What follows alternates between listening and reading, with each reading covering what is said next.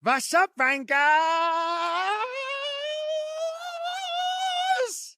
Hello, Vankas. Hello, Wankers. Yeah. Chills. Every time it hits like the first time. Yeah. We're here with Guenther. I got a nickname for you. And I haven't. Not another one. I never gave you a nickname. Do you have a nickname? Does anybody have a nickname for you? No one has ever come up with a nickname. No, you're the first one then. Really? Go In your ahead. whole life? Go, you didn't have go. a childhood nickname? No. That's a fucking lie. That's such a lie. You are such a guy that had a nickname growing up. No. But what do you think about this G-Baby? What do we think of G-Baby? I don't know. Okay. All right. Damn. I don't know. I was so excited. I was thinking about it all night. I was laying in bed. I'm going to pitch the nickname to him. All right. You're a liar. G-Baby is money. G-Baby is money. All right. Listen, all right, it'll grow like any nickname. It will grow on you Go in on time. us. Okay. All right, we'll just stick with your government. We'll just stick with your government name for now. Okay. Yeah, we're talking Spanish Grand Prix. We're talking Flavio Briatore returning to Formula One. We're talking another email sent to a group of journalists claiming that Toto Wolff is out for Lewis Hamilton. We're talking Alpine. We're talking fan questions. We're going to do, of course, Rockstar and Vankah of the Week with Guenther. It's Vankah Hours, episode 4 with Guenther Steiner. Where should we begin, gentlemen? Let's talk about the start first. When something escapes me when that start happened and Lando had a decent start and then he got lost in that second phase. All the experts say, well, it was the second phase of the start where it all went wrong for him. What does that mean?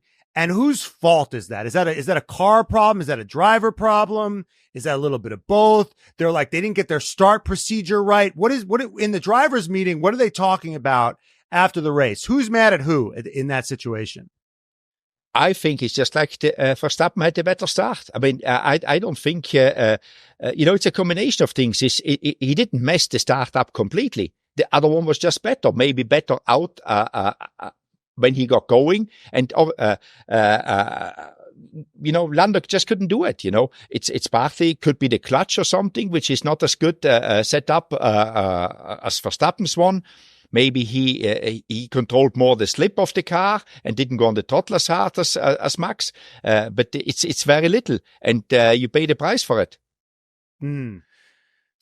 So it's just these very marginal things, and I think I guess when you've been ahead for so long, you can work on those little things, and they've just gotten to the front, and it's just these little things that Red Bull just seems to do better. They do them perfect. I mean, Max did his start. I mean, I don't know what is perfect because nobody did a better one than him. So assume it's no, perfect. George did a better start. Yeah, I think George also had a better start. Yeah. George has had a better start because the other ones messed around between them, so he took advantage, he took advantage, but he was put in a position to get going at the start. George had a fantastic start as well, obviously, so it's just like, I think it's more down to Lando not having the perfect start, but is it the car, is it him? It's a combination of it, and the other ones had the better one. Now, it's interesting you say, we talk about the perfect start, right? And this sport is all about the pursuit of perfection. It's the pinnacle of motorsport. And we've talked about it at length. Red Bull seems to be in that mode right now. Even on a day like Sunday, when the car's not as fast as maybe one of the other cars, they get every other intangible right. And that also comes down to Max as well. And I think the question that we have as we look towards this and we look at, where McLaren's going, they've been on the rise, but now all of a sudden it's like, hey, they had the fastest car on Sunday. They didn't win the race. And it comes down, when it comes to personality, we think about Max versus Lando. And I think, didn't you say that if you were going to start a team with two drivers, it would be those two in our last episode? I think you said it was those two guys, right? Yeah. I think we often talk with drivers. Do they have that dog in them? Which is like, do you have the killer instinct? Yeah, the killer instinct. Do you have that dog in you? Like, are you... Max has that dog in him. What was so fun about the 2021 seasons that you were watching, like Lewis and Max, who are two guys that just fucking have that in them, go toe to toe. And we're questioning right now. It's the question for Lando is like, you're in the big leagues now. You have arguably the fastest car. Are you going to have what it takes to get it done? What are your thoughts? What do you think? Can Lando bring the fight to Max Verstappen? I think so. It's obviously, when you hear him talking after the race, he was very disappointed, but I don't know. Was he angry enough to, as you call it, to have the dog? We will find out how he deals with it. Every human is different, and the other two, as you said, Lewis and Max, even if as persons they are very different personalities, but both in the end have got that same will to go for it. The dog, as you call it, have the dog in them. And with Lando, he seems to be a little bit more chilled, but.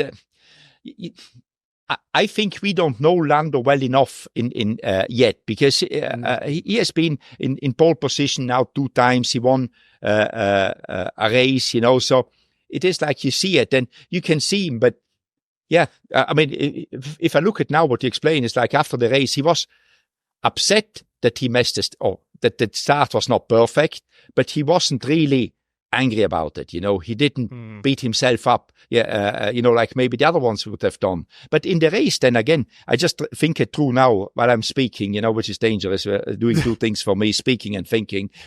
In the race, he told the team, are we here to finish second or third, or are we here to win? When he wanted to stay out, he didn't want to finish second. And he took the beating, saying, I stay out longer, try to have a chance, because if we do a normal strategy, we will finish second. That's it, we will not have a chance. So he actually motivated the team to have the dog, that the team gets the dog in themselves, saying, hey, we go wide open or nothing, So I think it's just because he's, not a very loud guy like you, Brian. It doesn't mean that he hasn't got the dog in him, Brian, you're too loud. Yeah. Listen, I love Lando. I got the dog. Yeah. I get a little scared that maybe he doesn't have the full Rottweiler in him. Now, I think Max would have kept it. If Max was Lando, he might have just kept his foot in, and maybe all 3 of those guys would have crashed. That's maybe what Max would have done in that situation. But I think it's you talk about, though, it's like you think about rep, right? We talk about this sometimes. It's like Senna had a rep. Like, Senna was going for, like, if you I know he later walked it back, but, like, if you don't go for a gap that exists, you are no longer a racing driver. Max had that rep too. Schumacher had that rep. Like, it seems like the greats, capital G greats, just like, there's a I don't give a fuck quality to them. And I guess it's like. And send it on me at your own peril. Right. And does Lando have that? Does anyone, I think George Russell has that.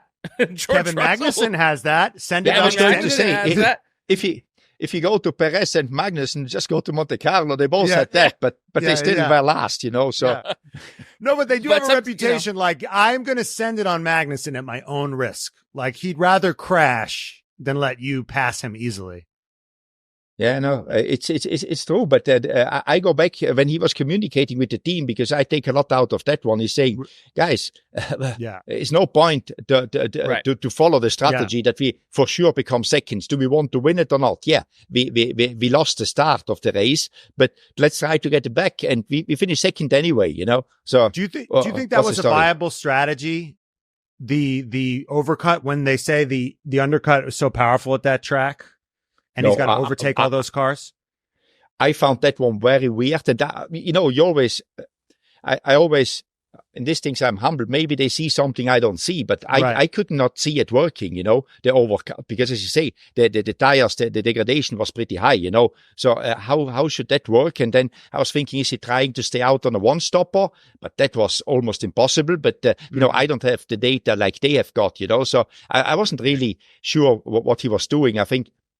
I mean, obviously hindsight is a beautiful thing, and now I know everything because I know how it worked out. But maybe he should have come in straight or the same the lap after and tried to get him on that way instead of staying out there, But they waited a few laps, and then it was too late to do either or to do the one, because you lost that one anyway. So you try the second option, hoping that something else happens, as a safety car comes or something, that you get a free pit stop or something. I mean, he was really struggling with that floor. He was like, finally, brand new floor. We're going to have the same car. And then it was just, no, apparently it wasn't his fault. Apparently they really screwed up his, the floor that he had didn't come out right.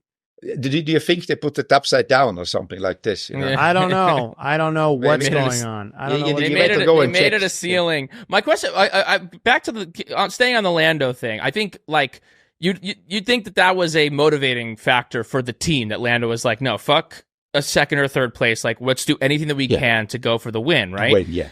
Yeah, I think like it's an interesting thing to think about, like where the motivation comes from. You know, who is the drive? Do you think that like each team kind of has like either one or maybe like two members of the team that are really like the motivators? They're the heart, they're the engine of the team. They say that Schumacher, that like everyone loved working for Schumacher, that they would work till like 6, 7 in the morning because they believed in him so much. They were like, we would do anything for him, that he rallied around the team in that way. You think that like each team has that guy or girl? I don't think. I think some have better ones, because that is how a team comes back. I mean, I think Max is one of these guys. The guys just adore him because he's just there to lead the team. He does nothing else than racing. When he's not in the Formula One car, he's on e-racing. You know, he's always doing something, but he just keeps it together. You know, you see him focused on what he wants to achieve, and what he wants to achieve, the team is achieving. So the team is happy, you know. So I think the driver is almost the center point of motivation. If the driver is not giving a shit, nobody gives a shit, you know. What are ways that a driver can motivate a team? Like what have there been times did a driver really impress you? Like what are the signifiers for how like a driver can really get everyone involved? Is it Christmas gifts? Is it going out for a drink afterwards? Like what are little, I'm curious. What are like the locker room things? Scenes, yeah. What are the like behind the scenes motivators, intangibles that a driver can do to get the whole team rallying around him? Give everybody a golden Rolex at Christmas, you know, that helps a lot, you know. So. Okay. No. It's just getting, being involved with the team, you know, being there for them, not being this driver which comes in and goes away, being part of the team. And it's nothing else like in other team sport. The driver needs to be, and he doesn't need to be there all the time, but when he's there, he needs to, the team wants to see him committed like they are committed, you know, taking care of them. But you know, not just because people see through, if a driver goes there and shakes the team's hand 3 times a day, they see he just tries to be nice, meaning involved when they are not racing, being in touch with his race engineer, you know, looking what is happening, just trying always to be, not being positive, just to try to improve the whole team, how they work together, what they do, you know. So, it's, I think it's more mentally, that the people sees themselves attached to the driver because he's out there racing the car they work for, you know. So it's not financially or anything. It's not materialistic. It's obviously, it helps if the driver wins a race or gets a pole and they get a bonus, that always helps as well. But it more like, because everybody, if you have good results, you're proud, you know, and the driver can push them in a good way to be proud of themselves. Who is the best driver that you worked with in that regard? I need to think now. I think I never they all tried to do their own thing. There was never anything, I would say, exceptional I worked with, you know. It's a very weird thing because it needs to go deep, you know. I mean, in the beginning, Romain Grosjean was very good. Good, you know, but everything Romain Grosjean is either 100% or I say nothing is not nothing, but it's, you know, under average, you know. So in the beginning, he was very motivated and very pushy, you know, and then after a while, everybody gets used to it and you focus on different things. How was Mazepin? He had good fun. I mean, he was happy, you know. Really? Mazepin was happy, yeah. Oh, yeah. He was happy? Yeah, I mean, he was an F1 driver. I mean, what's not to be happy about that one, you know? Guenther. Okay, because according to Drive to Survive, like you were having lots of discussions with him. Like he was like, with his father. That was his father. Oh, so Nikita was a joy to work with. He was not a bad kid. Nikita was not a bad kid, you know. Okay. Oh, no. I mean, you know, his father obviously was a father of a race car driver, you know. They're all the same, you know. But they're Nikita as a kid. They're all Russian oligarchs, Guenther? I don't know any other ones, you know, than him. So I you know, you've got more connections than me there. Okay. So Nikita was a good hang. No, it's not a bad kid, yeah. Okay.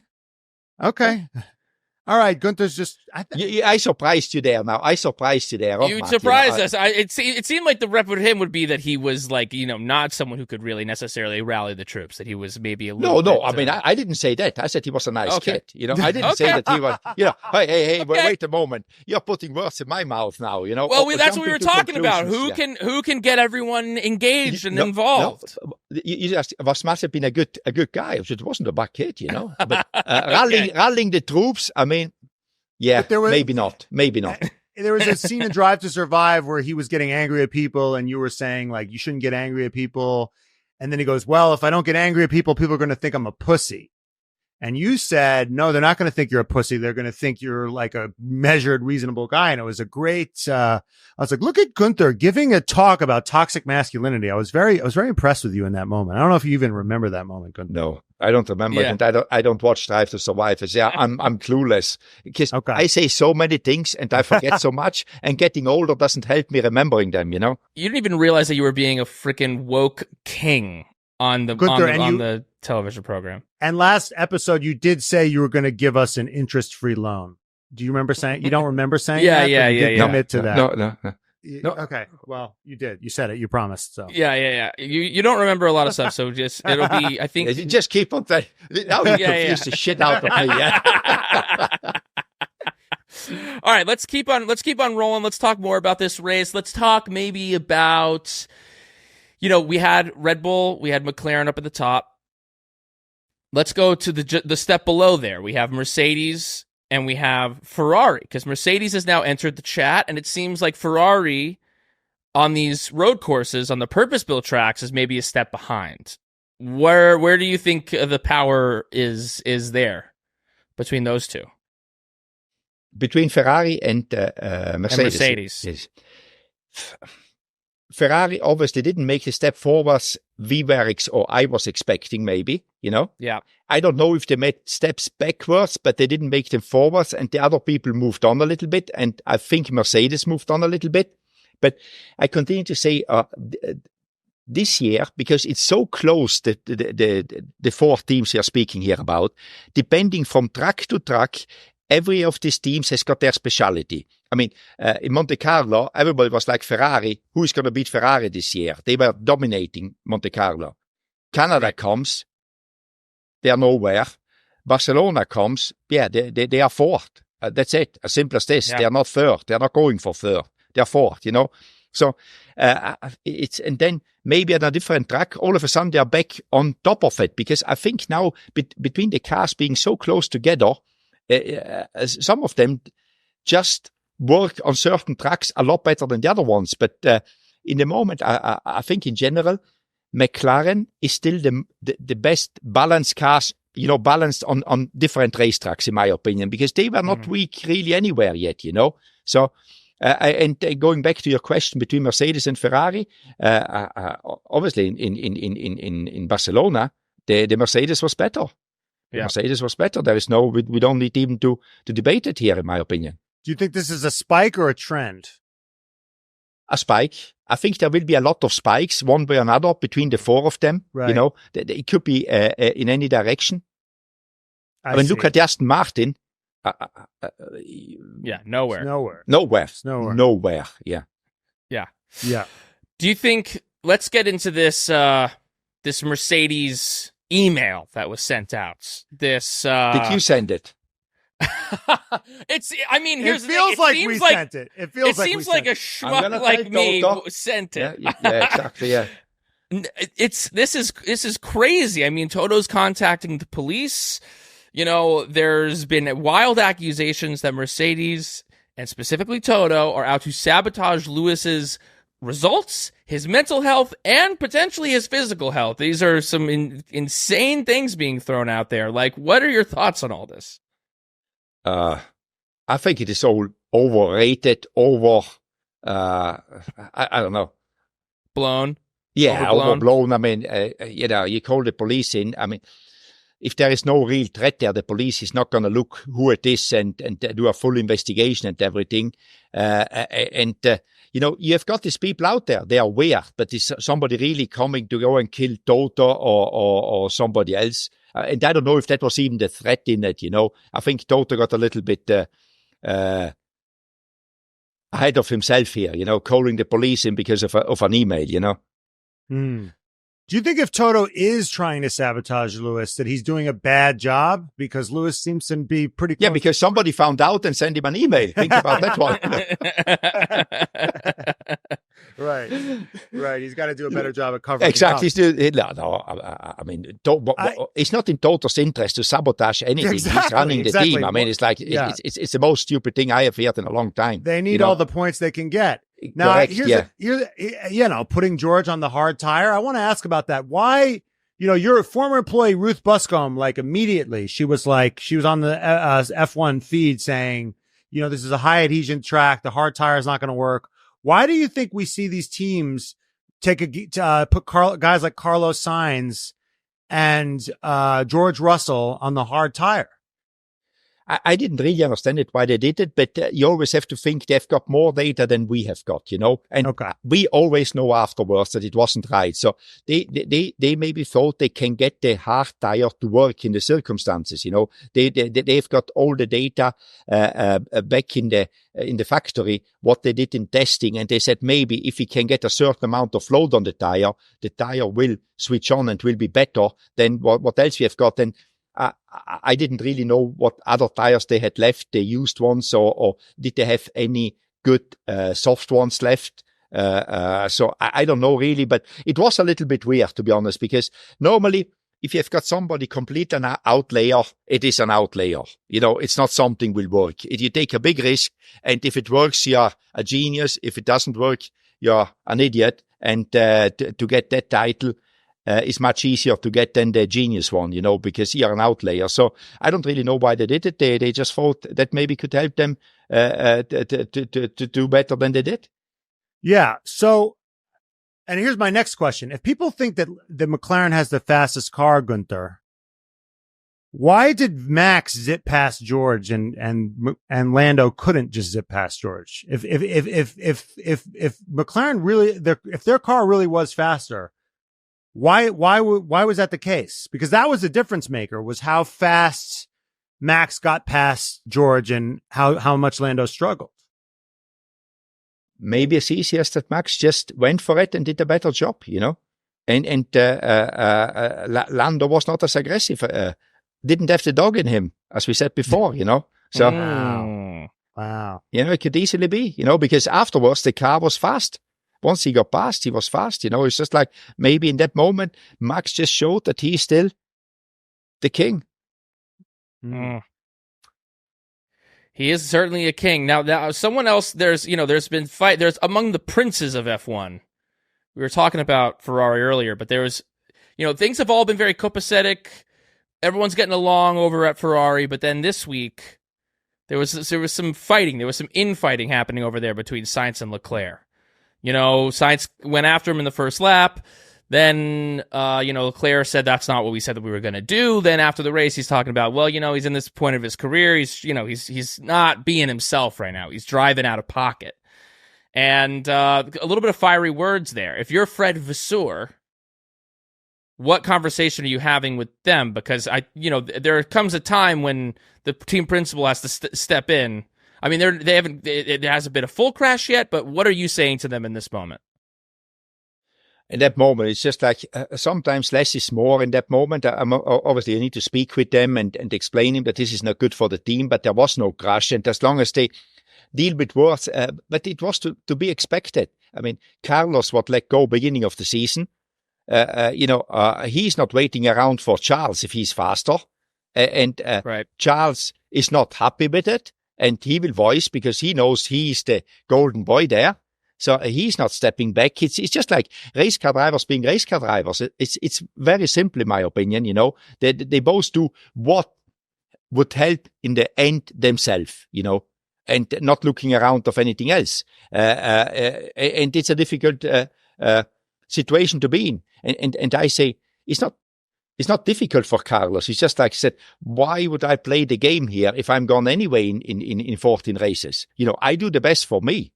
I want the result that people see me, what I can do against the guy which is staying at Ferrari. And Charles knows that the other one is leaving and said, I should have all the right to, I'm number one now, because my teammate is leaving. That means he wasn't good enough for something like this. But it's just, they're just trying to show I'm the biggest one here, So you think it's kind of to be expected? Do you think there's do you wait until something bad happens? How much are you getting in there before there's a crash or before something bad happens? They know exactly what they are doing, Brian. They know exactly what they are doing. You cannot, I always say, you can tell the drivers that they shouldn't crash, but you cannot talk them through not to crash because you have no control. Once they're in the car, they do what they want to do. And if one is not playing right, the other one sooner or later will not give in and they will crash. You need to try to calm them down, that they work for the team, trying to explain them all these things. But it doesn't mean that it will happen. So, Guenther, you apparently you've got something to show us. Yeah, no. I got something because I got Jenny, which is doing all the preparation for what we are doing here, while we are just talking shit all the day. She's doing some work, She asked me, where is Mattia Binotto these days? So I sent him a WhatsApp today and told him, send me a selfie of what you're doing, because everybody thinks you're just drinking wine somewhere. And he sent me, he's not drinking wine. He didn't tell me where he is, but I can show you what he sent me. I don't. Here, what? Text. This is from today, and he said, "I'm on my bicycle." Because I asked him obviously, what rich man's thing are you doing? I'm on my bicycle, and then he sent an hour saying, "Going back on my bicycle now." So you see, that is from today. I have no idea where he is. He didn't tell me that. So could be anywhere. He's on. He's on his bicycle while normal human beings have to work. So life is pretty good for him. Yeah, well, Fred Vasseur has to try to control a driver that he fired. Yeah. And Flavio has to consult Luca De Meo. We have to do a podcast. Toto has to deal with the police and emails. He's going to read emails now. And Mattia Binotto is on his bicycle. Good for him, huh? Yeah. You think he made the right choice? To be on the bicycle. Well, to get out of the rat race.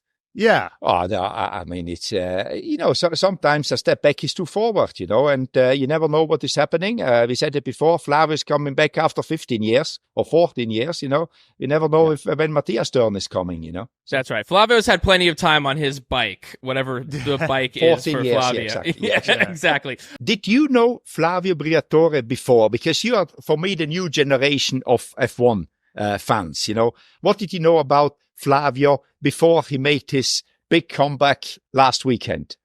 He was a fucking legend. Okay, this is what we knew about him. That he was he got into some crime trouble in Italy, left, went to run the Benetton, because he was friends with a guy who ran Benetton, the clothing company, ran it in the Caribbean. Did such a good job at running the clothing store that they let him run an F1 team, won a few championships with Schumacher. So while he was a fugitive, this guy is running an F1 team for Benetton, and he wins 2 with Michael, and then he wins 2 with Alonso. And then the Crashgate thing happens. He gets a lifetime ban. And he's at Renault. He gets Renault in all kinds of trouble because of because of the Crashgate. And now Alpine, but basically Renault is welcoming him back. And you know what makes me think, Guenther, is if this guy can come back to the team that he partially destroyed after a lifetime ban, maybe you're going to be back at Haas pretty soon, because anything seems to be fucking possible. Exactly, yeah. You can destroy whatever you want, and you can come back. I mean, yes, exactly. I actually need to speak with Flavio and say, how did you do that? Yeah. So just you explained what you knew about him. Obviously, you did, yeah. So some of it, I don't know if he was this criminal, which you made him look like, before he went to work for the Benetton family. I don't know that. But obviously, he's a very colorful gentleman, older gentleman now, because he's not 22 anymore, I'm quite surprised that he actually came back, that he just wants to do it. But I still have not understood what executive advisor is, or what is his job title? Yeah, executive advisor. He was a special advisor, and now he's an executive advisor. He's gotten a promotion. Right. Now he gives executive already advice. On the first, you know why he got the promotion? Because they scored points with 2 cars. Yes. On the first race. I'm sure about that, yeah. Yes. Well, what are your what's been your experience with Flavio? How well do you know him? What are your feelings and thoughts about him returning? Do you think that he'll be able to bring some new? It seems like he's a showman. It seems like he's a businessman first and foremost. That he's not a gearhead, but he was able to have a ton of success in his time in Formula One, being a business-minded person, maybe before those guys were really given the keys to the kingdom back in the day. What are your thoughts on this return of Flavio? Yeah, I know Flavio. I know him. I mean, he's not we are not big friends, but when I see him, we always speak because he's entertaining. As you say, he's a showman. He's very colorful. It's always good fun. It's never boring with Flav. But I think what he brought to Formula One in his first he was the first one to understand that actually Formula One is not only a bunch of guys going racing. You actually can make cash with it, Right. I mean, you can make money with Formula One when he was at Benetton, because he, as you say, he's not a gearhead. He's not coming from racing cars or whatever. He's coming from business. He understood that you actually can make money with it, and that's what he did with Benetton, brought him to a place. I mean, it was the first team, I would say, which was owned by a clothing company or by a mainstream company, They were owned by it, and they used it to market their clothes, colors of Benetton. So I think he was the first one of that, and then obviously found his place in this industry. He's a very good friend of Bernie Ecclestone. They became big friends because they both know how to make money, and obviously he got a little bit overexcited when Crashgate happened. He wanted to make too much money or too quick money and said, oh, let's do this, and got found out and was banned. And he was smart enough to get his ban to be removed by I think it was a civil court in France, as far as I remember, Oh, wow. And that's where he can come back. And now he's back, So I have got a chance, Matt. I've got a chance. You see, I'm exactly. Exactly. Yeah. If Flavio could come back after a lifetime ban, anybody can come back. You could be back at Haas in a couple of weeks. No, I could be back in 15 years because then I'm as old as Flavio now. So. Right. No, but I think your firing is not as big to overcome as a lifetime ban. So I guess my next question is what is Alpine's hiring of Flavio signal to you? What do you bring in Flavio for? I think it's more Luca De Meo, which is the CEO of Renault, which obviously must rate Flavio with what and Flavio has done a lot in Formula One. I mean, fair play to the guy, Some things maybe were better than others. Put it this way, not to say anything negative, but I think he has done a lot. And obviously, Luca believes that Flavio can help him because as an advisor, I don't think Flavio will go to the office every day anymore. I mean, he doesn't need to do that anymore. So he's an advisor. He will be in Luca's ear, what to do and what not to do. And it will be, you need to do this, Luca, do this, because Flavio talks a little bit strange, as we all know. So he will... Okay, so you're Bruno Famine. You're Bruno Famine in this situation. You get the call. You're like, we just hired Flavio as executive advisor, special advisor, whatever the special, and then executive. How are you feeling? And special. Are you feeling, yes, great. I now have this other guy in this vague position that's not above me or below me, but kind of off to the side. How are you feeling? I mean, if Flavio is the advisor, having Flavio's advisor, Flavio knows God and the world. Flavio will anything you want to go that because he gives also, I would say, there will be a split. So some people will get a lot of credibility. And on the other side, maybe they lose some credibility because, Flavio is either you love him or you hate him, So I would say, but if I would be Bruno and Flavio's advisor, because as I said, I don't think Flavio is coming in wanting to do Bruno's job. Flavio wants to advise, and he's advising Luca De Meo, which is CEO of Renault and Alpine, obviously. So he will just advise them with what he would be doing, and then still it needs to be done, because I don't think he will gonna do it. Are there? I mean, it's so clear how important relationships are in this world. Flavio is a person who seems like he is very well connected to people. He knows a million people. I mean, he's still, whether, I don't know if it's on the books or off the books at this point, that he is Alonso's manager. That, whether, like, having a guy like that who has maybe the shorthands with, big time people, big time brands, all that kind of stuff. Do you think maybe they were seeing that as his value? I think so. It's not running the team. The value is he knows everyone. And as I said, for a lot of people, it gives Alpine credibility, because there is not many people left now. Obviously now David Sanchez joined as the technical director, but before there was no technical director. I don't think there is still no chief aerodynamicist. And Alpine is a works team. We never have to forget that one. It's not a private team. They have got their own engine. Or they still have got their own engine, because as you know, there is talks that they maybe stop that one, but there is talks, and between a talk and a walk, there is always some time in between. So, but I think it can give them, it can be some help, Flav. How much are you buying this? Alpine's looking for a new engine supplier. Are you buying that at all, or is that a made up story? I think they are. I think they're exploiting it.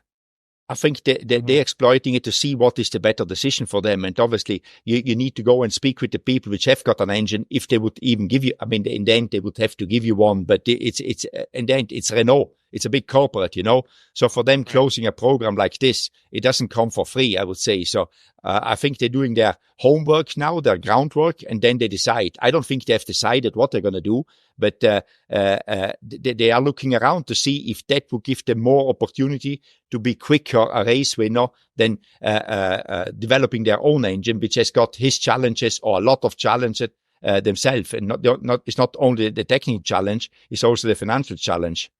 I see. So you think it's like you have a house, and you're like, what if we got a new, and you're on the real estate market, you're seeing what else is out there. You think that's what this, it's an exploratory phase that they're in right now. Okay, so they've gotten points. They got points in Spain.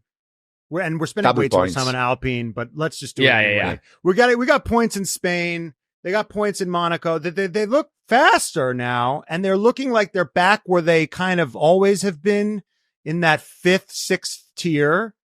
And maybe were we too quick to put a fork in these guys and say that they're done? Is this a return to form where they always are? And I guess my question is, if so, why the hell is Carlos Sainz going to go to Williams, allegedly? Why are Williams the front runner? Can you explain this to me? Guenther, do you know that they are the front runner? What? Do you know that they are the front runner? That's According what everyone's to saying. All the reports. Yeah, but talk is cheap, So if everybody says it, it's still not a fact, So going to Carlos, I don't think he has made his mind up. And now with Flavio joining them, credibility. All of a sudden, Flavio's in the game. It's like, well, these guys are actually going to go serious. Let's talk with them as well, because before maybe Carlos didn't even speak with them, Now they see that there is something moving. That is why Flavio maybe is back as well, to see if they can get Sainz, and he tells Sainz, this is what we want to do with the team. That's why I came here, to help the team to get better. But I think Carlos has not decided where he's going. It's not an easy decision, because I think the only thing, and I say I think, I don't know this is a fact, because he's looking to have an option not to be in the wrong place at the end of 2026. Right. Basically having an out on 2026, whoever he's going to, they have a miserable season. The engine they are running is behind.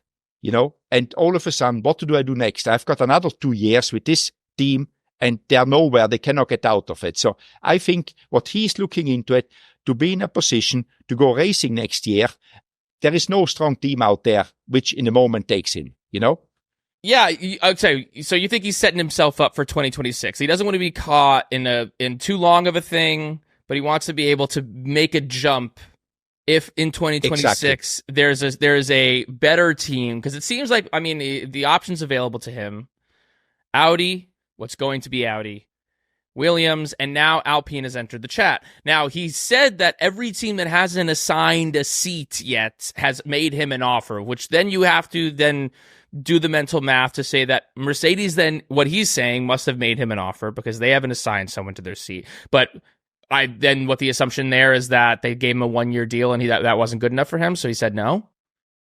It easily could be, because then he's back to square one end of next year. So I think he's looking for something. I want to do next year, obviously the best opportunity possible, but I take a bad year next year to have a good year in 26 with the new regulations. And if 26 in that team isn't good, I want to make sure I can get out of that contract and be in another team in 27, because he's very smart. And I told you, I worked with his father. They know exactly what they're doing. They just don't want to end up in a corner for 4 years. All of a sudden he's stuck for 4 years and then his career is over. So you think that he wants to do the 25 and 26 season with someone? So he's like hoping in the ideal world of Carlos Sainz, if he goes to, say, Williams, let's say he goes to Williams, the ideal world is that he eats a shit next year. He has, there's talks that Williams is going to tank their 2025 season in order to try to hit the ground running in 2026. And he hopes that Williams will be somewhere in 2026 and that maybe he hits the lottery and Williams all of a sudden is like a podium and title contender, which obviously is the biggest lottery ticket that I've ever heard of. And then he wants an out, so that if he can jump to a Mercedes or if he can jump to a Red Bull or if he can jump to a Ferrari, back to a Ferrari at that point, then maybe he can do that. Maybe an option on his side. An option on his side. He wants all the options on his side. But he's taking his sweet time. I mean, you're but everybody's waiting, Brian. If everybody waits for you, why would you not take your time? Take it easy. Well, I'm annoyed as a fan. Yeah. Let's go. Let's get your show on the road. Come on. Just because you cannot wait, he doesn't care about it, I'm sorry. Guenther, but Sainz Sr., you could tell him, look, Brian is very impatient and wants this done. We can go there together in Silverstone and tell him, hey, Carlos, these two guys, you piss off my friends here, Carlos, with waiting, This is crazy. Yeah. But you're pissing off your former employee, Kevin Magnussen. He's pissed off too. He was at the conference. He said, hey, we're all waiting on this guy to make a decision to see where the chips will fall. He was not pissed off. He made a comment. Making a comment doesn't mean being pissed off, because it happens to me. I make comments and people get pissed off of me. I didn't mean it badly, So I think Kevin's just said, hey, until he moves, right, nobody's going anywhere. Yeah. So if you're Carlos Sainz, where are you going? If I'm Carlos Sainz, where I'm going, I personally would try to go to Audi with an out clause end of 26. Wow. Why are you so sold on Audi? Everybody's kind of out on them. Audi is a big car manufacturer, and the first thing is you need to make sure that there is the funding and the background there, the background technology. They've got everything. If they want to do it, they can do it. They need the right people. They need time, but in the end, it's Audi. Yeah, it's really? Volkswagen Group. It's the second biggest car maker in the world, So that's what I would be doing. But as you say, there is no insurance that they will be good. We don't know. But it took Mercedes. But neither are the other two. Yeah. Are you sure that Williams will be good? Are you sure that Alpine will be good? No. So if everybody is the same, who has got the deepest pockets and the biggest resources is the second biggest car manufacturer in the world, compared with the other one. So that is, but maybe they say either you commit, we don't let you go end of 26. Maybe they say that to him because they say, we are Audi. You do what? You can't leave us. It'll be embarrassing. Exactly, yeah. Right, exactly. It would be embarrassing to Audi, yeah. We were not good enough for Carlos Sainz. Yeah, that would go down well with Volkswagen, yeah. The guys who fired Ferrari. Yeah. The guy who Ferrari fired. Let's go into our award ceremony. Let's dish out Rockstar and let's dish out Vankah of the Week. Brought to you by Cash App. Guenther, let's start with Vankah. Who's your Vankah of the week? I always have to think about that one, you know. You're such a positive person. Yeah, it's just a positive. Yeah, it's like, you know, I could name you 5, but you need to pick one of them, you know, the worst one. So we said we can nominate teams as well, huh? Oh, yeah. I think this week it's deserved from Williams. What do you guys think? Yes. Yeah. You've been talking about how all this, we are getting Sainz, we are getting Newey, we are on the way up, we are getting a new floor, we are getting this and this, and where are they? They need to win this one. We're soulmates. I wrote in the notes, Williams openly courting Carlos and Newey while sucking it up race after race. It's crazy. It's crazy. This is like almost you in 2021, was it? Oh, it was more than 1 year. It was more than 1 year, you know. I was there a long time. Guenther, you in those years would never have the gall to say I'm courting the top driver on the market. You have a sense of shame. No, it's not a shame. It's like when I look in this guy's eyes, what do I tell him? I mean, it's like, dude, why would you come here? I would tell you, don't join us, buddy. You know, it's right. Like I'm not destroying your career. You know. Yeah, you mercy fired. We honestly, Guenther, read exactly. His book. You mercy fired him. You mercy fired both him. Of them. Yeah. And they both said, Guenther, you actually were right. We thanks God we were not there. They both said it. They both were openly admitting it. Yes. That I was actually the good guy. I was the bad guy, but I ended up to be the good one. You know? Yes. Right. Now, who is your rock star of the week? You're a positive person. Should be easy. Yeah, Max. I mean, again, he did it. I mean, it's getting boring because last time he wasn't, but if somebody deserves it, we cannot find excuses. He won it at the start. He didn't win qualifying because Lando did a fantastic lap in qualifying, but he took it back on Sunday afternoon, you know, got over it, you know, get going, got the dog out. At least Steve had to fight for it. It's nice to see him fight for it. Yeah. But I think he was happy to fight for it. Did you see him? How happy he was? Yes, you know? Yeah.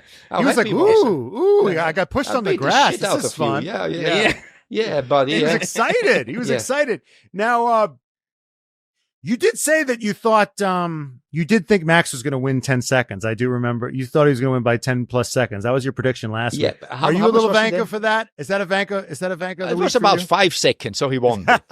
You know what? I think he went slow in the end because he had such a good advantage. I think you think he was holding back. You actually? I have to say that. I have to say that to be right. You know, he won by. To be clear, I have it here. He won by 2.2 seconds. So you know, not exactly there, but you know, yeah. He just did it to make you look silly. He held back a bit. You yeah. He could have won by 10 seconds. Yeah, okay. minimum. Minimum 10 seconds. So I want to make a fool out of Guenther.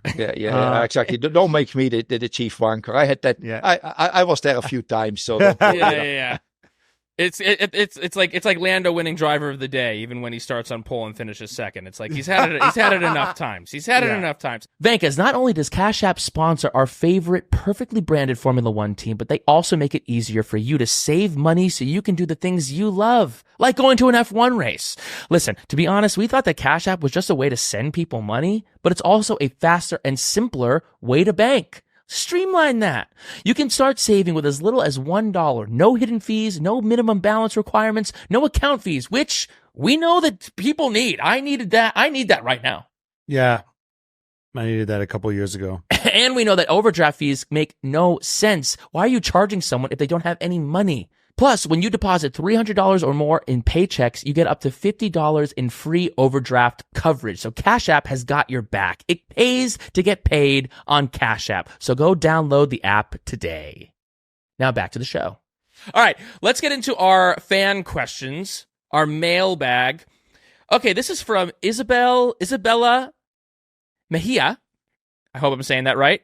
Forgive me if I'm not. Who was your favorite driver growing up? Before you got into this world, who did you like? Wait, can I guess? You guess. I'm such a because I stalk you and I want to wear your skin.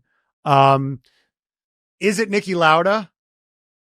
When I was a kid, yes. When I was a kid, when Nicky drove, it was Nicky, obviously. Then I watched it afterwards, and then I would say it was Senna. When the battle was always between Senna and Prost, I was more a Senna guy. Even I've got a good relationship now with Alain Prost now. But when I was a kid and Nicky was driving, he was just he was different to all the other ones. And in the end, he was Austrian. I know I'm not Austrian, but it's as close as you can get to Austria, where I come from and where I'm now. So as a kid, it was Nicky. Mm. Did you have a driver that you didn't like? Was there someone that you were like, James Hunt? No. Were you out? I normally don't dislike people. I don't care about them, Brian, That's different. I'm not getting up in the morning, I hate this guy, all right, good there. Speaking of people who you don't dislike, this is from K. Philip. Would you rather be stranded on an island with Ralf Schumacher or Gene Haas? You know what would be nice if they are stranded on their own on the island between the two of them without me and I'm on a different island. That's what I wish to both of them. You'd rather be alone like Tom Hanks and absolutely, Castaway. Absolutely. You'd rather talk to a volleyball. Yeah, exactly. Or to anything. It doesn't even need to be a volleyball. It can be something a lot worse, a coconut as well. So. Dran Oleliarura says, "What's the last text you sent to Kevin Magnussen? What was the last interaction you and K-Mag had?" This is true. He texted me, I think it was 2 or 3 weeks ago. He wanted the telephone number of one of the team principals. He's out here trying to get. He's like, I need another job. I don't know job. what he wants to do with it, but that was the last text he sent to me. Does he not have an agent anymore? He's his own agent, I think. Yeah, well, he always did his own. He always did his own gig. He always has somebody to look after him. But with him, when we did contracts, I always talked to him directly. Obviously, he's got somebody to clean up behind him or a lawyer to do the contracts. He's not doing that. But speaking with the people, he's doing it himself. Yeah, he had a manager that he had a contentious. That was actually a good question because I haven't texted with him for a while now. And then a few weeks ago, I got this text on a weekend. Would you have this and this? I cannot say the guy. Right, because that would be unfair, to Kevin. Do you think? I mean, there's a question about what's going to happen with him. Do you have a thought? Do you think he's going to land somewhere next year? Because we just did a whole episode on him on our Patreon, and we have so much fondness for K-Mag right now. We want to see him stay in the sport. What do you think's happening with him? I think he still has got a chance to stay at Haas. I think he still has got a chance to stay there because we haven't heard who else would go there, even if he's looking for other team principals' telephone numbers, So, right. But otherwise, I think it will get difficult because there are so many drivers now. I mean, you've got Bottas, you've got Kevin with experience out there, you've got Ocon. There's quite a lot of people out there, and but I don't know. Seems to be a big difficult. Right, I think his best chance would be to stay with Haas. At Shameless Shane, this is a question from at Shameless. What's your go-to food while watching a race at home? What's your snack of choice? I have no. I'm not going shopping. I just eat what I can find in the pantry. Right. I'm not forager. Yeah, exactly. Yeah, you're an opportunist. Yeah, exactly. Yeah. Yes. I eat up what the rest of the family doesn't eat. Put it this way, Okay, I love it. And this is the last question of a fan question is from Caroline Walk. Who would play you in a movie about your life? Who would you want? Yeah. Who would you want to play you? Clint Who would you want to play? Clint Eastwood. He's cool as shit. Yeah. Clint Eastwood now, or it's a little bit. I was going to say he's getting up there. Maybe now it's a little bit too late. But I honestly think Christian Bale could play you. Yeah, easily. Yeah, we think it would be Christian Bale would crush playing you in your life story. In Ford versus Ferrari, he had the nose good. He did the nose pretty good with what's his face, the legendary driver Ken Miles, or what? Yeah. You don't like it? You don't Christian Bale? Not good enough for you? Oh yeah, everybody's good enough. Nobody's making a movie about me, Matt. So anybody can go for it. Maybe they don't want to play me. Yeah. Okay, we love it. All right, Austria's coming up. Before we get into our predictions, what is notable about this race? When you were, at your time at Haas, when you were thinking about Austria, what were the things keeping you up at night? It's very challenging. I mean, at the time there were the big rumble strips, which were to the cars mechanically a challenge in the beginning. We had suspension failures there as well. So it's big loads on the cars. It's a high speed. So, but it's a very cool track. If what are they called? The historic tracks now. The Spas and the Monzas, and of the historic tracks, this is the best developed one. This is the best which adapted to the new F1, which we see now in Miami, in Vegas, in Singapore. This is what adapted most of it to bring stuff, because the facilities are nice, everything is nice, and it is not in a metropolis. It isn't in Miami. It's in Styria. It's a region of Austria which is the population. I mean, it's not small, but it's not the most populated region and things like this. So it comes from Red Bull. They invested a lot of money in there and put up a very good facility on a very exciting racetrack where you can really race, So the elevation always is also the difference on a racetrack like this. It's not just flat, it's the elevation. So right.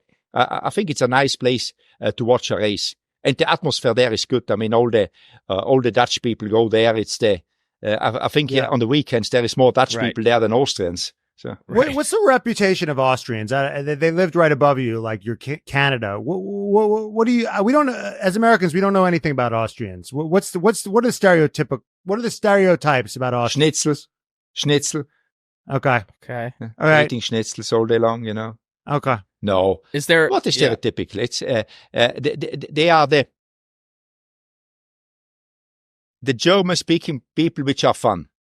They're the fun Germans. The fun Germans, exactly. Yeah, put it this way. I like it. Speaking of Austrians, while we're on the Austrian topic, Toto Wolff, Austrian. What's something fun about Toto that nobody knows about him? That, why you like him, and, what's a little inside scoop on Toto? He can be actually pretty funny, Toto. But he very rarely lets it out. He's just too professional. He's just the ultimate professional. Therefore, he also looks always good. Is always prepared. He's just the ultimate professional. So, but he's pretty funny when you're on a one-to-one, or when you're in private with him. Because again, he is from the part, German-speaking part, where they are funny, from Austria. Austrians are the funny funny. They're not Germans. comedians. No, they're not comedians. They are funny. I see. It's not fair when a guy who looks like that is funny. It's like you can't. It's like you're not supposed to be just does it offend strapping you? And hot. Yeah. Does it offend you that he's that good looking and funny and rich? I would like his money, but looking wise, I mean, I'm pretty happy with how I look here. You always say I'm the best looking guy anyway, so. Yeah, I mean, look at you, comfortable in your own skin. It's just, you're not jealous of the way he looks. No. That makes one of us. Okay. Okay, let's do predictions for Austria. Who do you think is going to be strong? Who do you think is going to be struggling? What do you think's happening in Austria? I think Red Bull will be strong again, even if you don't want to hear it, but it will not be easy for them again, because McLaren will be on their tail. I think it will be between them two for the victory. And again, I don't think a lot will change from where we were in Barcelona on that racetrack. I don't know what the Alpines. We spoke enough about Alpine today. We had almost a whole podcast about Alpine. So I don't know if they can repeat their performance from Barcelona. But maybe the Aston Martin is back, but obviously not for a victory. But the victory will be between the Red Bull and the McLaren. But I think the Max will be on top of it. Yeah, because he's podium got that predictions. Podium, Max, Lando, and one of the Ferraris. I don't know which one. Okay. think the Ferraris are coming back. I think they're coming back a little bit. Yeah. Mm-hmm. Well, yeah, this was it. We got a triple header coming up. And then we will be in Silverstone, the 3 Vankahs all together. So that's something to look forward to. Make sure that you're subscribed on all the proper channels. If you're listening to this, go subscribe on YouTube. If you're on YouTube, go subscribe on Spotify, Apple Pods, wherever you listen to your pods. Until next time, Vankahs, goodbye. Goodbye, Vankahs. Goodbye, Wankers. Yeah. Woo.